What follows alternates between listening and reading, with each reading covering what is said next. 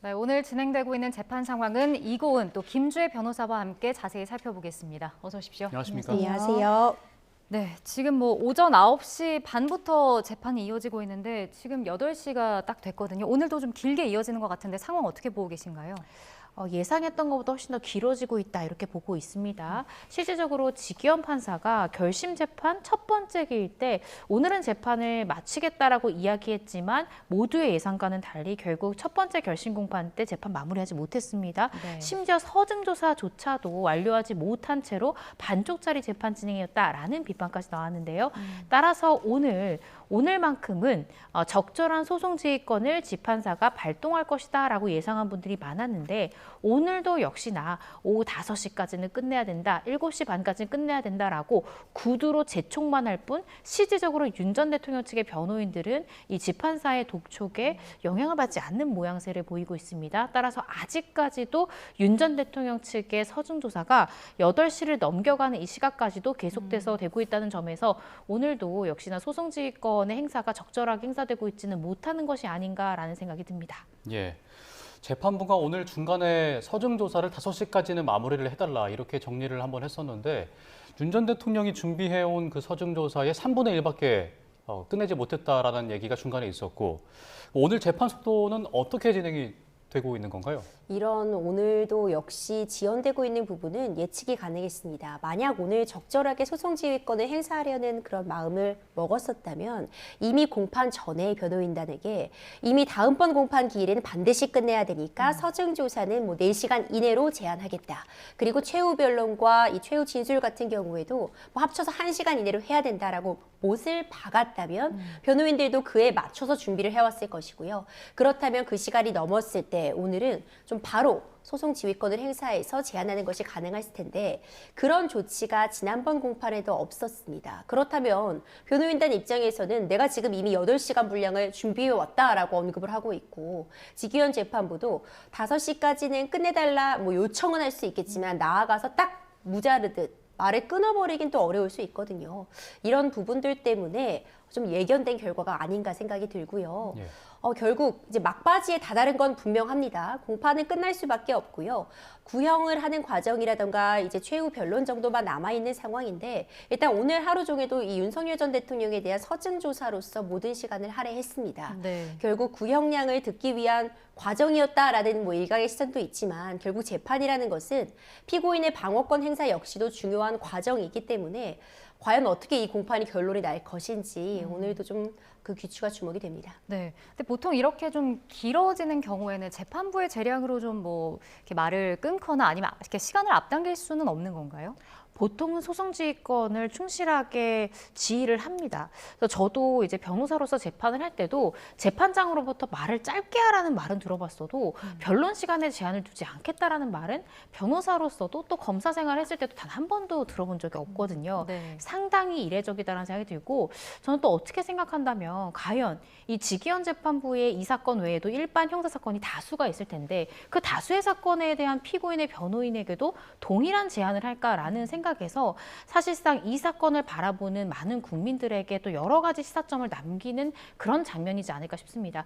물론 이 사건은 전직 대통령을 상대로 한 또 내란 수괴 혐의라는 재판에서 상당히 국민들의 관심사도 있고 중요한 재판이지만 사실 윤 전 대통령도 국민 중 한 사람으로서 사실 다른 일반 보통의 형사 피고인에게 허락되지 않는 것을 윤 전 대통령 내지는 김영희 전 장관 측에만 배려하는 것이 또 일종의 특혜다라고 볼 수도 있는 측면이 있거든요. 따라서 적절한 소송 지휘권을 행사해서 지금 윤 전 대통령과 김용은 전 장관을 제외한 나머지 6명의 피고인들도 함께 재판을 받고 있는 것입니다. 그런데 이 두 사람이 불필요하게 소송 절차를 지연함으로써 6명의 피고인이 계속해서 출석을 하고 있고 자신의 변론 시간 내지는 서중조 시간을 충분히 활용하지 못한다라는 점에서 효율적인 재판에 대한 이 소송 지휘권 행사가 절실한 순간이 아닌가라는 생각이 듭니다. 예.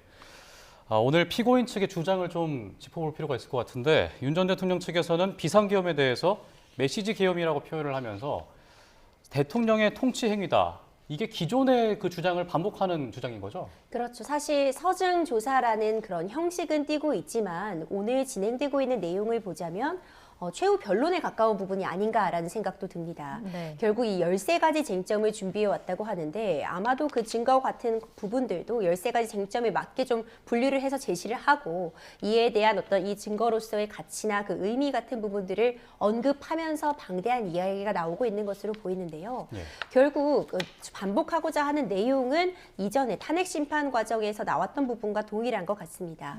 이 12.3 비상계엄 선포라는 것이 대통령의 권한으로서 행사할 수 있는 범위 내의 것이었으며 이 비상계엄 선포의 목적이 이 내란죄의 형사죄가 처벌되느냐 처벌되지 않느냐 정하는 데 굉장히 중요하기 때문에 이 12.3 비상계엄은 경고성 계엄이었다.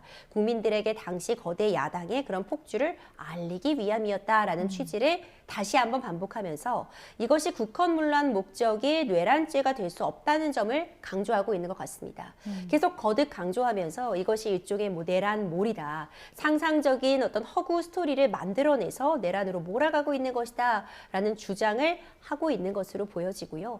결국 이 국헌문란의 목적을 부인하고자 하는 과정인 것 같은데 뭐 새로운 증거가 제시된다거나 새로운 논거가 추가됐다기보다는 이 본인의 비상계엄 선포의 목적의 정당성을 다시 한번 강조하는 차원이 아닌가 생각이 됩니다. 네, 지금 잠시 언급을 해주셨는데 뭐 예산 삭감, 야당의 예산 삭감도 얘기해 주셨고 뭐 탄핵소추나 선관위에 대한 불신 이런 것도 또 오늘 언급이 된 것 같더라고요. 네, 맞습니다. 이러한 주장을 하는 이유가 결국 윤 전 대통령 측에서 첫 번째 쟁점으로 지금 다루고 있는 것이 비상계엄을 선포할 수밖에 없는 사정이 있었다. 즉 비상계엄 선포에는 명분이 있었고 국헌문란의 목적이 아니라 대통령으로서 야당의 폭거 상황에 대해서 국민들께 알릴 만한 공익적인 목적이 있었기 때문에 대통령이 가지고 있는 고유한 권한인 비상계엄을 선포할 수밖에 없었다라는 취지의 주장을 하는 것입니다. 즉 지금 내란죄를 구성하기 위한 첫 번째 구성 요건인 국헌문란의 목적, 이 부분에 대해서 탄핵시키기 위해서 내가 어떠한 목적을 가지고 비상계엄을 선포했고 선포 이후에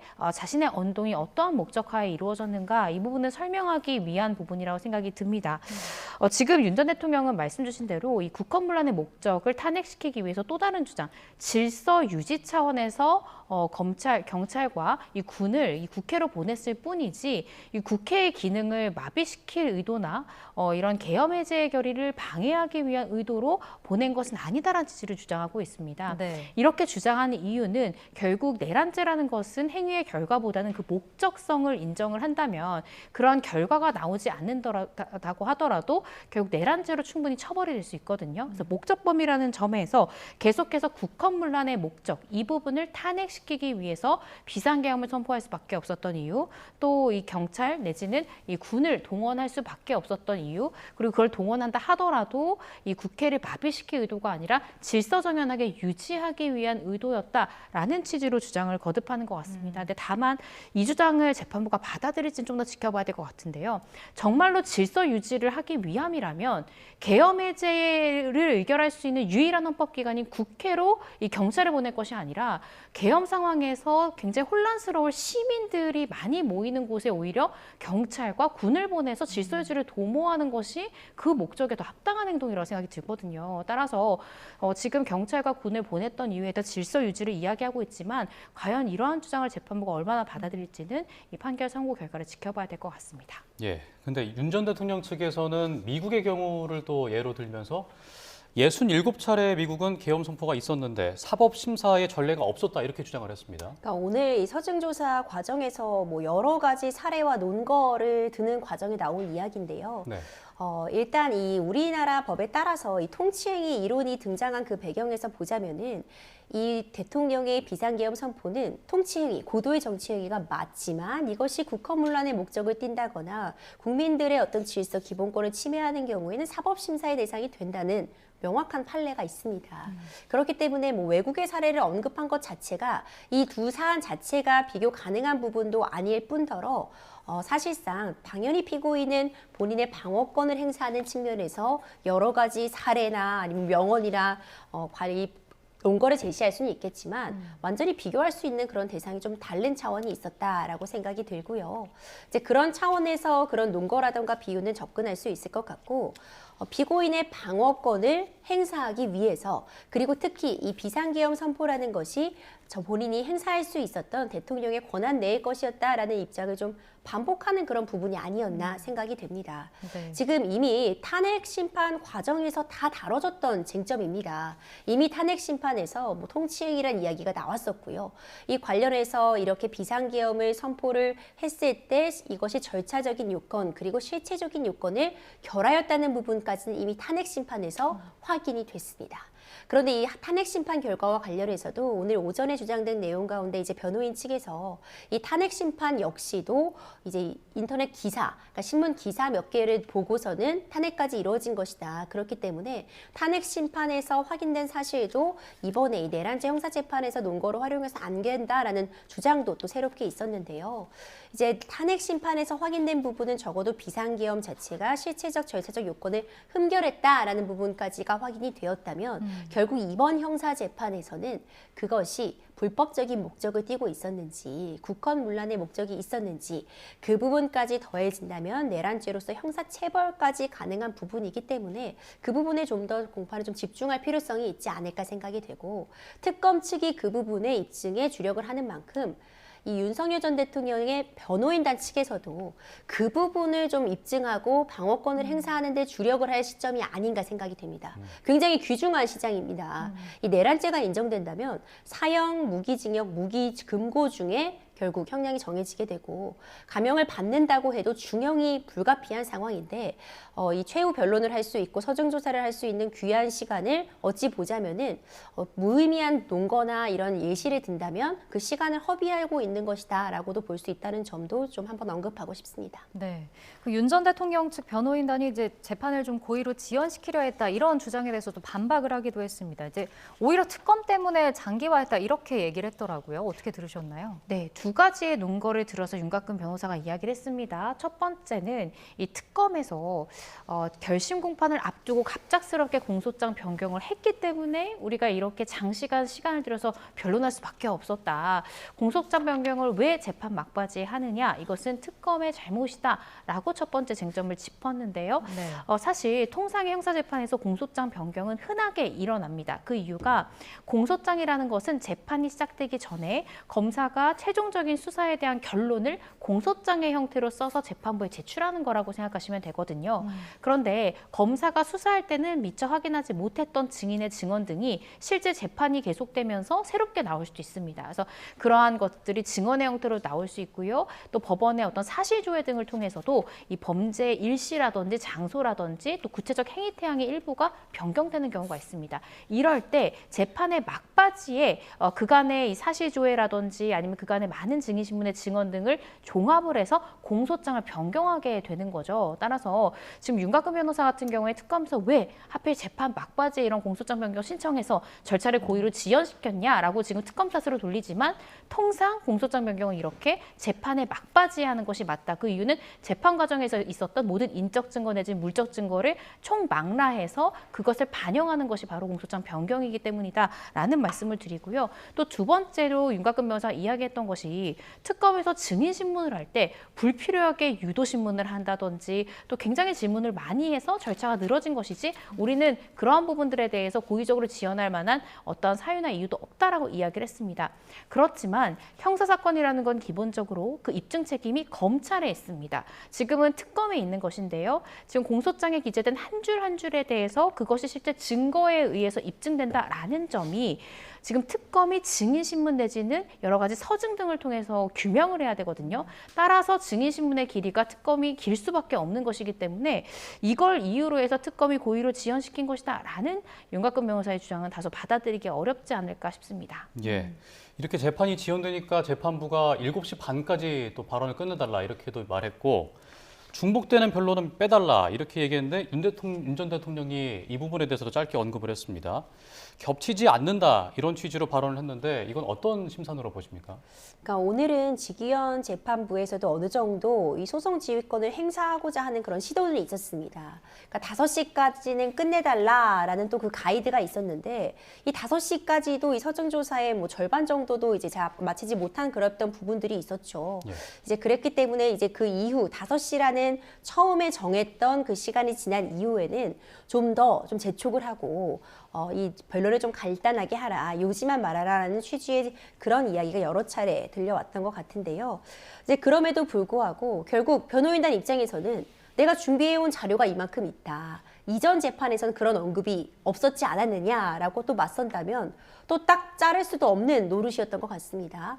만약 이전부터 계속해서 좀 더 단호한 태도를 보였다면 이번에도 가능했겠지만 재판이 쭉 진행되어 왔고 거의 막바지에 이르러서야 또 갑자기 딱 자르는 모습을 보여주기 어려운 것 아닌가, 뭐 이런 예측도 가능해 보이고요.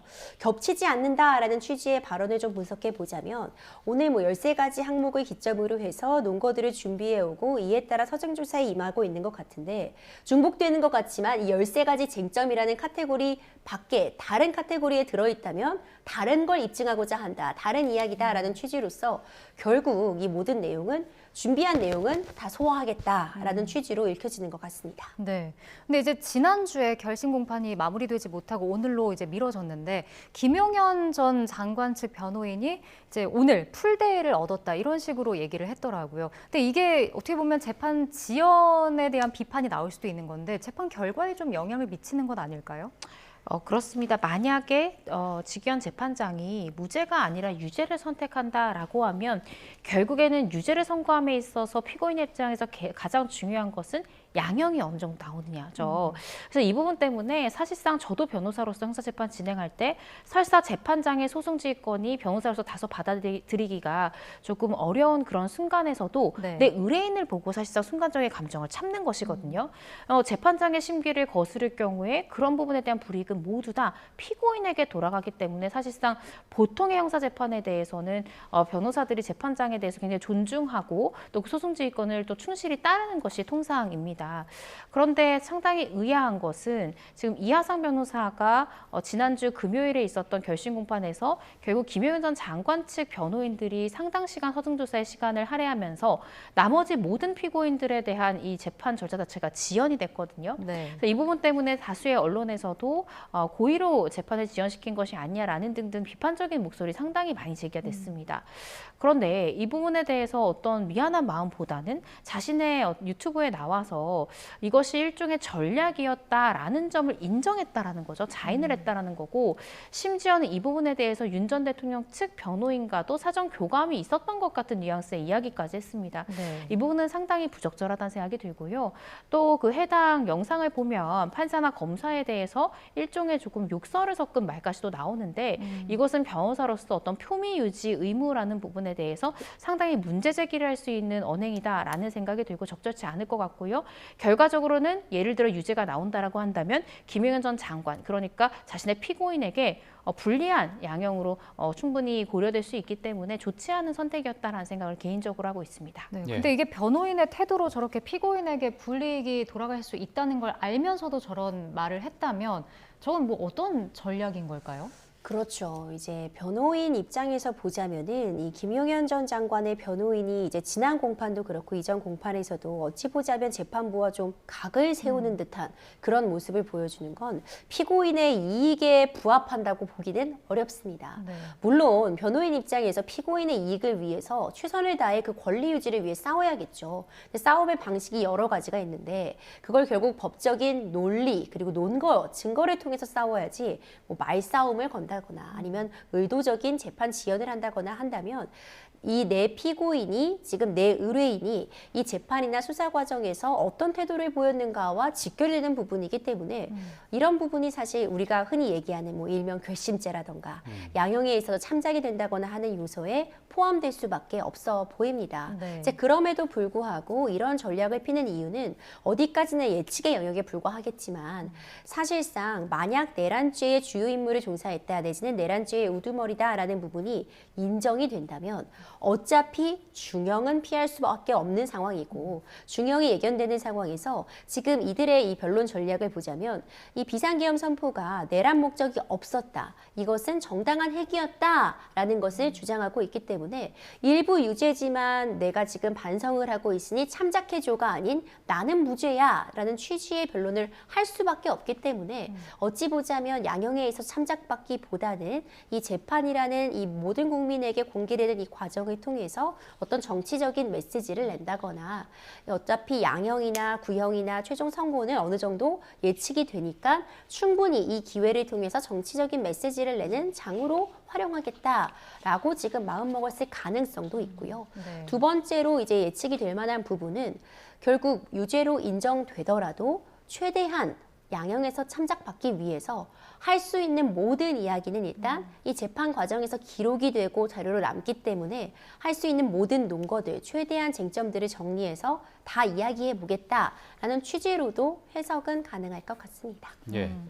그러니까 특검이 결심 공판에 앞서서 과거의 12.12 사건에 대한 그 전두환 노태우 씨의 사건을 좀 참고했던 것으로 알려졌는데 당시에 검찰은 사형이랑 무기징역을 구형을 했었죠.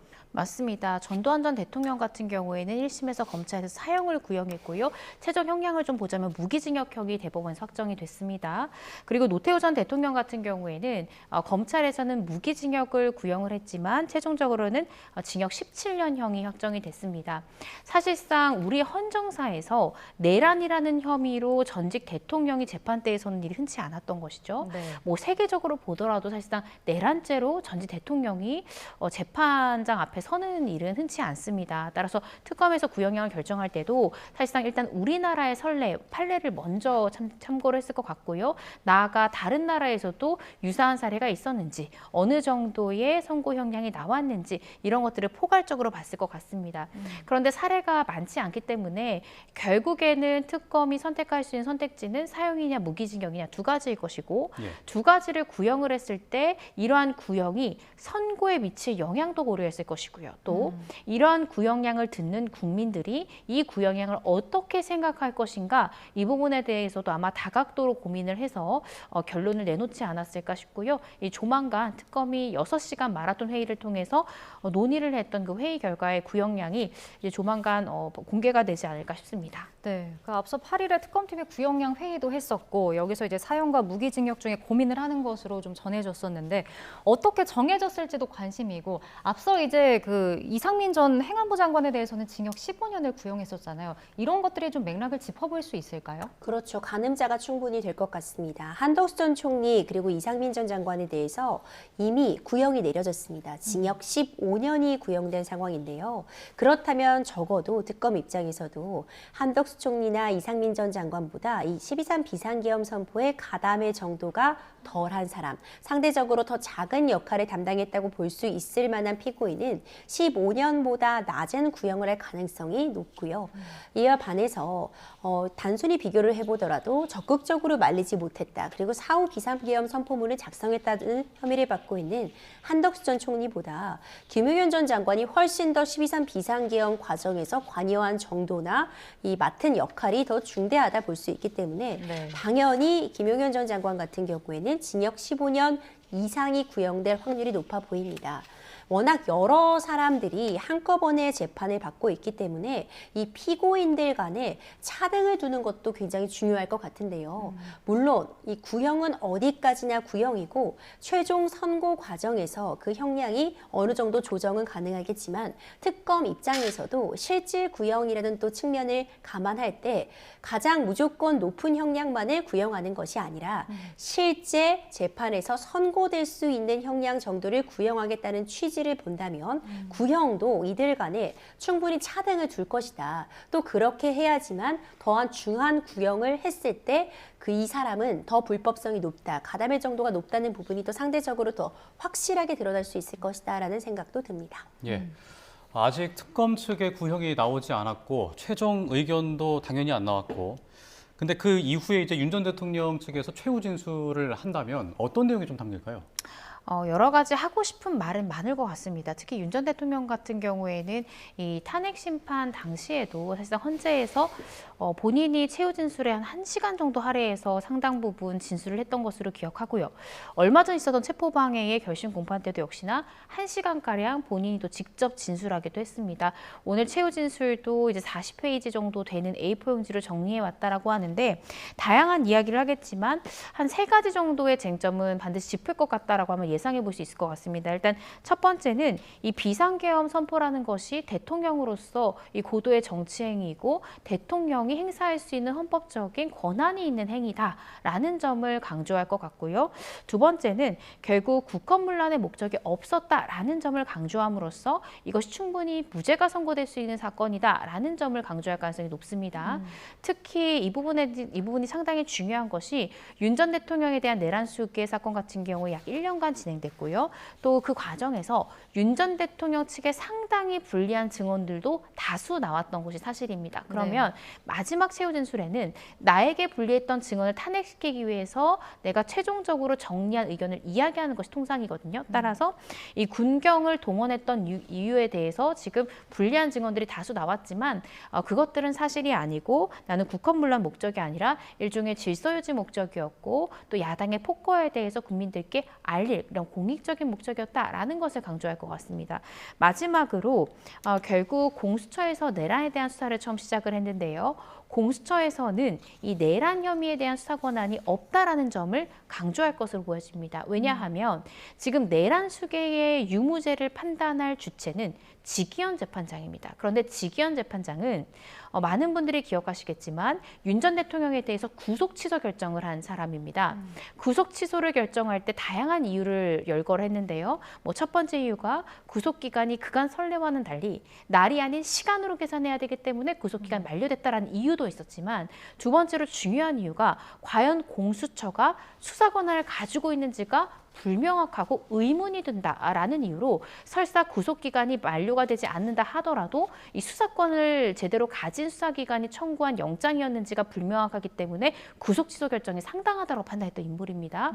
따라서 윤 전 대통령은 이 세 번째, 특히 이러한 절차적 흠결의 이유로 구속을 취소했던 지기현 재판장을 흔들 수 있는 가장 큰 쟁점이 바로 절차적 흠결을 이야기하면서 공소기각을 이끌어내는 전략이 가장 효과적이거든요. 그래서 만약에 오늘 예정된 45분을 다 채우지 못하고 줄인다 하더라도 이 절차적인 이 공수처, 이 절차적 흠결, 공소기각의 필요성 이 부분에 대해서는 굉장히 강조하는 최후 진술이 되지 않을까 싶습니다. 네. 일단은 윤 전 대통령 측 변론이 아직 진행이 되고 있고 이게 끝나야 특검 측의 구형이 있을 예정인 거잖아요. 일단 그 특검팀 구형량 회의에서 의견이 여러 개 나왔겠지만 결국은 조은석 특검이 이제 이걸 정하는 건가요? 당연히 회의를 통해서요, 여러 가지 의견을 듣고 최종적으로 결정을 하게 됩니다. 자연스럽게 여러 가지 이야기가 나오고 사형을 구형하자는 의견도 충분히 있었다. 또 이에 반해서 실질 구형의 측면, 그리고 현실적으로 사형제도가 폐지되는 측면을 감안해서 무기징역 구형이 타당하다는 그런 의견들까지 존재한 것 같은데 이미 특검의 선택지는 나와 있습니다. 공판길이 하루 더 잡혔다고 해서 다시 또 회의를 열고 이 내용을 수정했을 것 같지는 않고요.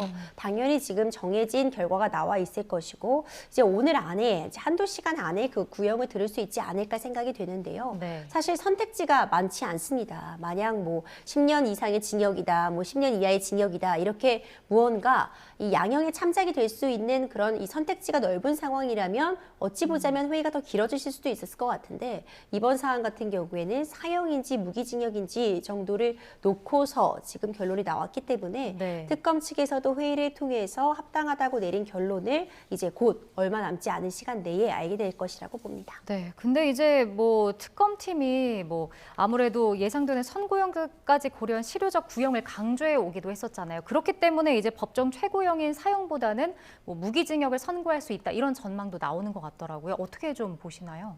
네, 충분히 양 선택지 모두 타당한 근거에 대해서는 충분히 우리가 생각해 볼 수 있는 지점이 있을 것 같습니다. 말씀 주신 대로 무기징역을 예상하는 입장에서는 실질구형이라는 입장, 특히 또 한덕수 전 총리에 대해서도 실질구형을 한다라는 지침 아래 우리가 충분히 선고될 수 있는 형량으로 예상되는 징역 15년을 구형했다라고 이야기를 했습니다. 네. 그래서 실질적인 구형이라는 점뿐만 아니라 우리나라가 실질적인 98년부터 사형을 집행하고 있지는 않기 때문에 실질적인 사형 폐지국으로서 설사 사형을 구형한다 하더라도 사형이 선고되진 않을 것이고 선고된다 하더라도 집행되지 않을 것이기 때문에 구태여 선택되지 않을 선택지를 특검이 무리하게 구형하는 것은 좀 상당하지 않다라고 생각한 입장에서는 무기징역을 선택할 가능성이 높다라고 볼 가능성도 있을 것 같습니다.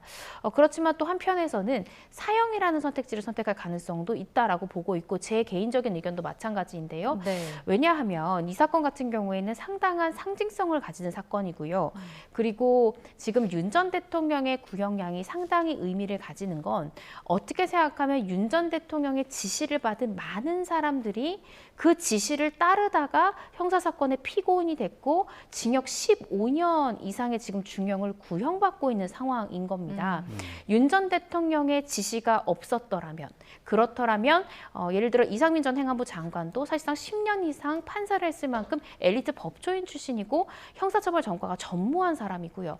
김현 전 장관도 마찬가지입니다. 그래서 지금 실질적으로 이 수개에 대한 형량, 구형량이 상징적이지 않을 경우 이 전체적인 범죄의 프레임을 설명하기가 상당히 어렵다라는 것이죠. 심지어는 특검의 입장에서는 그러한 우두머리의 지시를 받고 지금 재판에 오게 된 이 내란 중요 임무 종사자에 대한 윤 전 대통령이 어떤 사과의 뜻을 밝히기보다는 오히려 자신이 지시했음에도 불구하고 그 모든 책임을 부하에게 전가시키는 모양새를 보였기 때문에 그렇기 때문에 수개에 대해서는 상징적인 구형량을 하는 것이 또 상당한 근거와 이유가 있다 이렇게 볼 가능성도 있어서 조금 더 특검의 구형량을 지켜봐야 되겠지만 제 개인적인 예상은 사형을 구형할 가능성이 조금 더 높지 않을까라는 생각을 하고 있습니다. 예, 만약에 그러면 무기징역으로 형이 확정되면 가석방은 가능한 건가요? 그렇죠. 무기징역도 당연히 20년을 경과하게 되면은 가석방은 가능하겠지만 사실 오늘 좀 집중해야 될 만한 부분은 결국 구형이 있고 이 1심 선고 결과를 좀 집중해야 될 것 같습니다. 가석방이 될까 말까는 이제 좀 더 나중에 논의가 될 부분인 것 같고요. 과연 이 12.3 비상계엄 선포라는 것이 불법성이 있다는 부분에 나아가서 내란죄로서 국헌문란의 목적이 인정될 것인가. 그렇다면 정말 중형을 피할 수 없고 윤석열 전 대통령만 문제되는 재판이 아닙니다. 오늘 재판에만 지금 피고인이 8명인데 우리가 지금 계속 언급되고 있는 것이 윤석열 전 대통령과 김용현 전 장관이어서 그렇지 오늘도 지금 6명의 피고인이 이 재판정에 앉아서 함께 재판을 받고 있고 다 굉장히 중한 혐의를 받고 있기 때문에 중형이 예상되어 있습니다. 예. 그러니까 줄줄이 굉장히 모든 재판들이 연결이 되어 있고 이후에 윤석열 전 대통령도 다른 재판들 역시도 줄이어 연달아 일어나고 있는 상황이어서요. 일단 지금 현 시점에서 중요한 건 오늘 이 재판에서 결국 끝은 날 것인가. 나아가서 구형과 이 1심 선고 결과 좀 지켜볼 필요가 있을 것 같습니다. 네, 알겠습니다. 오늘 두 분 말씀은 여기까지 듣겠습니다. 지금까지 이고은 변호사, 임주혜 변호사 두 분과 함께했습니다. 고맙습니다. 감사합니다.